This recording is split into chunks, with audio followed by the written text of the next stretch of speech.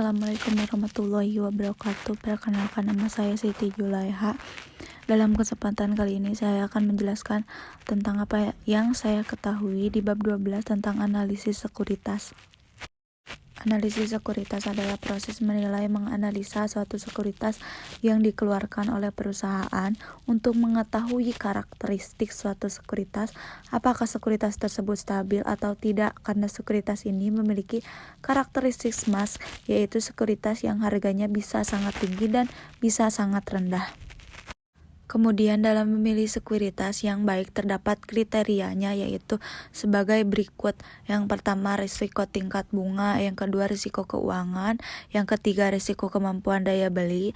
Yang keempat, risiko likuidasi.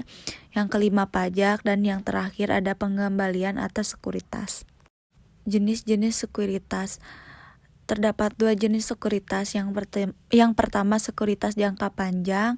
Sekuritas jangka panjang yang memiliki umur lebih dari 1 tahun, siklus akuntansi, dan dilakukan di pasar modal, misalnya seperti saham, obligasi, reksadana, dan produk turunan atau derivatif.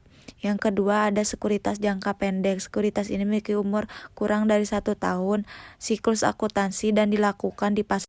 Instrumen ini ditandai dengan jatuh tempo yang pendek, tingkat risiko yang rendah, liquid. Sekuritas jangka pendek ini seperti surat berharga Indonesia Commercial Paper, sertifikat deposito, bank money, dan lain sebagainya.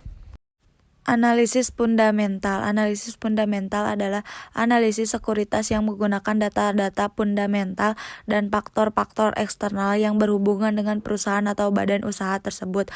Data fundamental yang dimaksud adalah data keuangan, data pangsa pasar, siklus bisnis, dan sejenisnya. Analisis fundamental memiliki dua model penilaian saham yang sering digunakan para analisis sekuritas. Yang pertama, ada pendekatan present value, mencoba menaksir present value dengan menggunakan tingkat bunga tertentu manfaat yang akan diterima oleh pemilik saham. Yang kedua, pendekatan price earning ratio, menaksir nilai saham dengan mengalihkan laba per lembar saham dengan kelipatan tertentu. Analisis teknikal. Analisis teknikal mengambil pendekatan yang sama sekali berbeda. Ia tidak peduli sedikit tentang nilai dari sebuah perusahaan atau komoditas. Analisis teknikal benar-benar hanya studi supply dan demand di pasar dalam upaya untuk menentukan arah atau tren akan berlanjut di masa depan. Dengan kata lain, analisis teknikal berupaya untuk memahami emosi di pasar dengan mempelajari pasar itu sendiri sebagai lawan komponennya.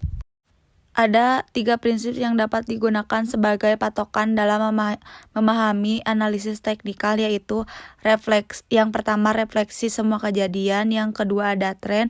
Dan yang ketiga, selalu berulang. Terima kasih atas perhatiannya. Mohon maaf atas segala kekurangannya. Mungkin hanya itu yang bisa saya sampaikan. Terima kasih. Wassalamualaikum warahmatullahi wabarakatuh.